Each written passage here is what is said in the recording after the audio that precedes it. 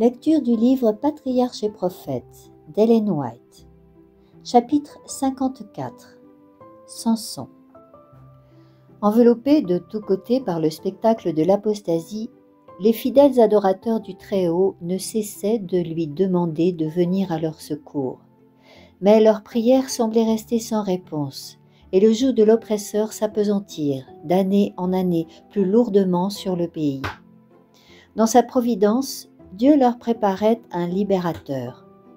Dès le début de la domination philistine était né un enfant que Dieu destinait à humilier la superbe de ses puissants ennemis de son peuple.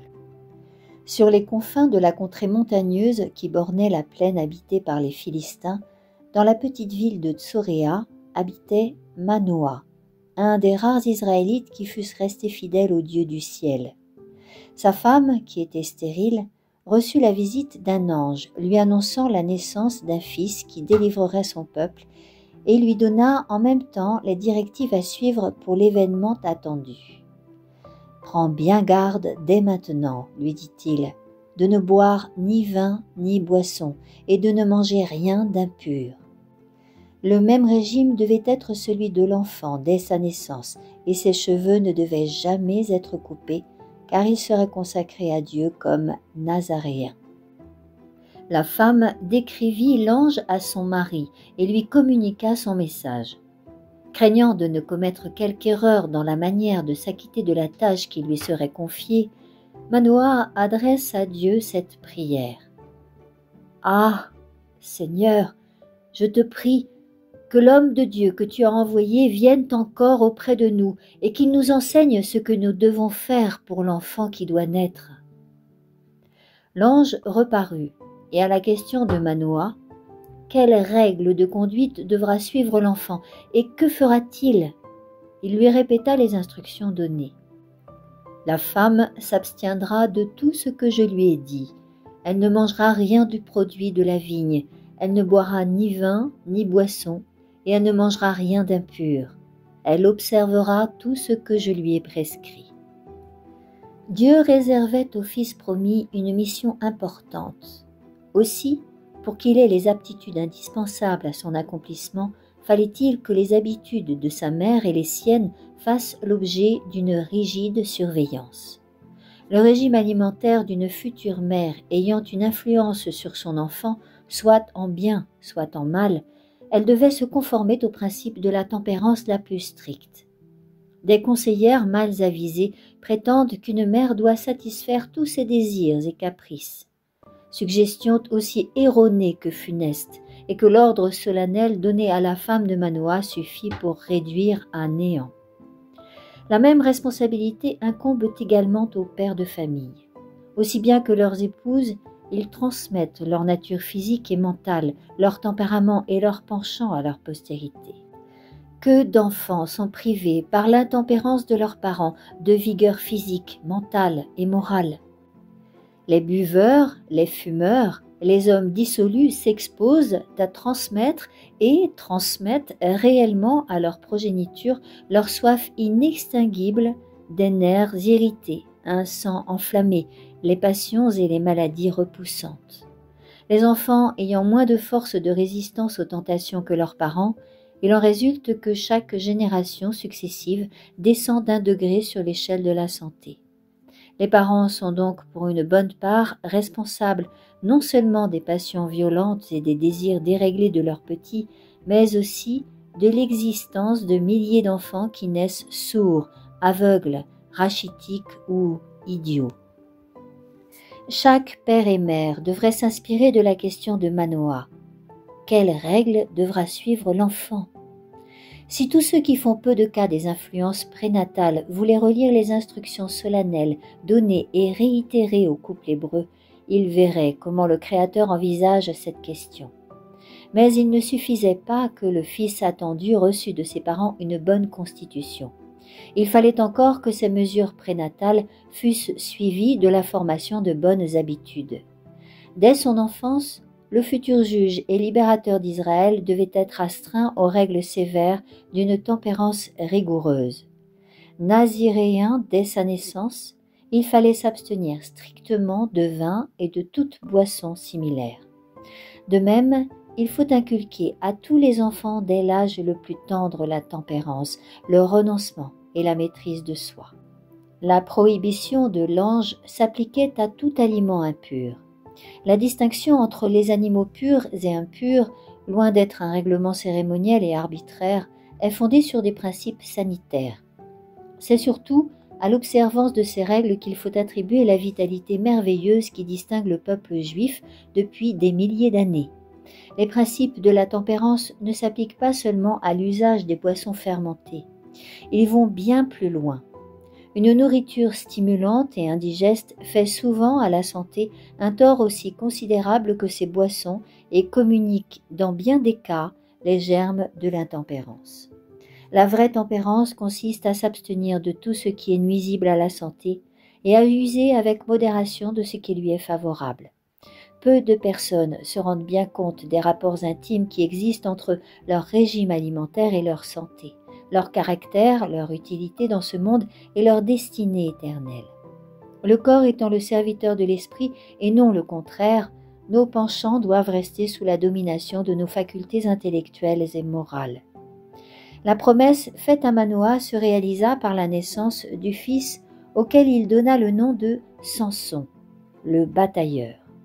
On ne tarda pas à remarquer que le jeune garçon possédait une force physique phénoménale, qui ne résidait pas, comme Samson et ses parents le savaient fort bien, dans la puissance de ses muscles, mais dans sa qualité de naziréen, dont sa chevelure était le symbole. Si Samson avait obéi au commandement de Dieu aussi fidèlement que ses parents, sa carrière eût été plus noble et plus heureuse. Mais ses relations avec les idolâtres le pervertirent. La ville de Tsoréa n'étant pas éloignée du pays des Philistins, Samson y faisait de fréquentes visites. Il y contracta des liaisons qui assombrirent toute sa vie. Une jeune Philistine de la ville de Thima gagna son cœur et il résolut de l'épouser. À ses parents pieux qui cherchaient à l'en dissuader, il n'eut que cette réponse : « Elle plaît à mes yeux. » Arrivé à l'âge viril, alors qu'il allait entrer dans sa divine mission et qu'il aurait dû être particulièrement fidèle au Seigneur, Samson se lia aux ennemis d'Israël. Il ne se demanda pas si, en épousant la personne de son choix, il allait glorifier Dieu ou si, au contraire, il ne rendait pas impossible la réalisation de sa vocation. Dieu a promis la sagesse aux hommes qui mettent sa volonté au-dessus de tout, et non à ceux qui sont résolus à suivre leurs caprices. Que de gens imitent la conduite de Samson. Que de chrétiens ne cherchent pas le conseil de Dieu, n'ont pas sa gloire en vue, et chez lesquels le choix d'un mari ou d'une femme ne dépend que de l'inclination. En conséquence, que de mariages entre croyants et non-croyants. Au lieu que la foi chrétienne exerce une influence prépondérante dans cette question, il arrive trop souvent que les mobiles auxquels on obéit y sont complètement étrangers. Pour étendre constamment son influence sur le peuple de Dieu, Satan met en jeu des passions non sanctifiées et s'efforce de le pousser à s'unir avec ses sujets. Or, le Seigneur a placé à cet égard dans sa parole les avertissements les plus précis. Quel accord existe-t-il entre Christ et Bélial, un des noms de Satan ? Dit l'apôtre Paul, ou quelle part le fidèle a-t-il avec l'infidèle ? Les noces de Samson le mirent en rapport amicaux avec des gens qui haïssaient le Dieu d'Israël. De même, ceux qui contractent volontairement des relations de ce genre en jugent indispensable de se conformer à un bon nombre d'usages et de coutumes de la société qui les entoure. Un temps précieux est ainsi gaspillé en pensées et en paroles qui sapent les principes par la base et ébranlent les convictions. Avant même la fin des noces, la femme, pour laquelle Samson avait transgressé les ordres de Dieu, faisait preuve de duplicité vis-à-vis de son mari. Indigné de cette perfidie, il la quitte pour s'en retourner seul à Tsoréa. Revenu de sa colère, il revient chercher sa femme et la trouve mariée à un autre. Pour se venger, il met le feu au blé et aux oliviers des Philistins, qui, de leur côté, font mourir la malheureuse femme sans se rappeler que c'était leur menace qui l'avait poussée à la trahison. Mis en fureur à Louis du traitement barbare infligé à sa femme, Samson, qui avait déjà donné des preuves de sa force extraordinaire en déchirant un jeune lion de ses mains et en tuant 30 hommes d'Ascalon, bat complètement les Philistins en leur infligeant une grande défaite. Puis, pour échapper aux poursuites de ses ennemis, il se retire dans la caverne du rocher d'Étam, au pays de Juda. Mais un fort détachement de Philistins pénètre dans la région, et les habitants de Juda, alarmés, consentent lâchement à lui livrer Samson. 3000 hommes de Juda, auxquels il donne l'assurance qu'il ne leur fera pas de mal, viennent l'arrêter.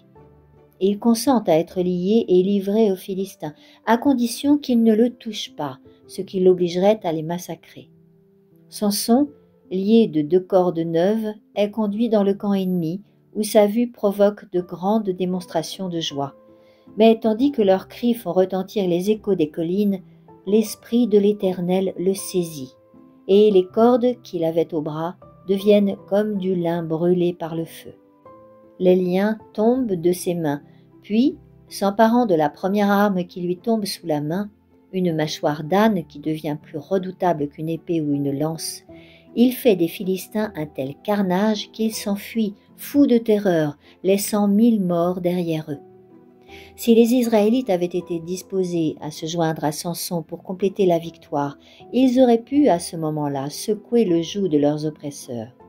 Mais à force de négliger leur mission d'extirper les païens, ils devinrent timides et lâches. Ils s'étaient joints à eux dans leurs honteuses pratiques, toléraient leur cruauté et leur injustice tant qu'elles ne les touchaient pas, quitte, si l'oppression fondait sur eux, à se soumettre abjectement. Il leur arrivait même, quand Dieu leur suscitait un libérateur, de l'abandonner et de se joindre à leurs ennemis. Après sa victoire, Samson, établi juge par les Israélites, exerça cette fonction pendant 20 ans. Mais un acte coupable en prépare un autre. Comme il avait transgressé le commandement de Dieu en prenant une femme chez les Philistins, il retournait parfois chez ses ennemis mortels pour y satisfaire des passions coupables. Confiant en sa force extraordinaire qui faisait l'effroi des Philistins, il se rendit un jour à Gaza pour y voir une prostituée. Quand ils apprirent son arrivée, les habitants de la ville se réjouirent à la pensée de la vengeance qu'ils allaient pouvoir satisfaire. Leur adversaire ne s'était-il pas enfermé dans les murs d'une de leurs cités les mieux fortifiées? Sûrs de leur proie, ils attendirent le matin pour assurer leur triomphe. À minuit, cependant, réveillé par la voix accusatrice de sa conscience, Samson revient à lui. Quoiqu'il ait violé son naziréat, Dieu ne l'abandonne pas, et sa force prodigieuse le sauvera, cette fois encore. Il se dirige vers la porte de la ville. Il en saisit les battants et les 2 poteaux. Il les arrache avec la barre, les charge sur ses épaules et les porte au sommet de la montagne qui est en face d'Hébron. Mais le danger qu'il vient de courir ne l'arrête pas sur la pente du mal. Il ne retourne plus chez les Philistins, mais continue de rechercher les plaisirs sensuels qui l'entraînent à sa perte. Non loin du lieu de sa naissance, il s'éprend d'une femme qui habitait dans la vallée de Sorek. Elle s'appelait Dalila. La vallée de Sorek était célèbre par ses vignes, et c'était là un attrait de plus pour le chancelant naziréen qui avait déjà bu du vin et brisé cet autre lien qui l'attachait à la vertu et à Dieu. Les Philistins, qui suivaient avec attention tous ses mouvements, apprirent bientôt le motif avilissant de sa visite et résolurent de se servir de Dalila pour le perdre. N'osant s'attaquer à Samson tant qu'il était en possession de sa grande force, ils résolurent d'en découvrir le secret. Ils envoyèrent donc à la vallée de Sorek une députation composée d'hommes influents des diverses provinces de la Philistie, qui soudoyèrent Dalila pour qu'elle leur révèle le grand mystère. Accablé de questions par la perfide courtisane, Samson l'abuse en lui donnant diverses explications dont la fausseté est aussitôt dévoilée. Dalila accuse alors Samson de fourberie. « Comment peux-tu dire je t'aime puisque ton cœur n'est pas avec moi ? Tu t'es joué de moi 3 fois et tu ne m'as pas dit d'où vient ta grande vigueur. » Par 3 fois, Samson a eu la preuve que les Philistins se sont ligués avec Dalila pour le perdre, et chaque fois son but manqué, elle a tourné la chose en plaisanterie. Dans son aveuglement, Samson bannit toute crainte. Une puissance fascinatrice le retient auprès de cette femme qui le harcèle tous les jours de questions et le fatigue de ses instances au point que son âme est impatientée jusqu'à la mort. Vaincu, Samson découvre finalement son secret. Le rasoir, révèle-t-il, n'a jamais passé sur ma tête, car je suis naziréen, consacré à Dieu dès le sein de ma mère. Si j'étais rasé, ma force m'abandonnerait. Je deviendrais faible et je serais comme tout autre homme. Dalila envoie alors immédiatement un messager au gouverneur de la Philistie, les pressant de venir sans retard. Tandis que l'Hercule israélite dort, elle fait tomber sous le ciseau les tresses de son épaisse chevelure. Alors, comme auparavant, elle lui crie « Les Philistins sont sur toi, Samson !» Réveillé en sursaut, il se dit « J'en sortirai comme les autres fois et je me dégagerai de leurs mains. » Mais il constate que l'Éternel s'est retiré de lui. Avant d'oser s'approcher, les Philistins obligent Dalila à l'irriter pour se rendre bien compte qu'il a perdu sa force. Alors, ils le saisissent, lui crèvent les yeux, le font descendre à Gaza, le lient d'une double chaîne d'airain et lui font tourner la meule dans la prison. Quelle déchéance pour le juge et champion d'Israël!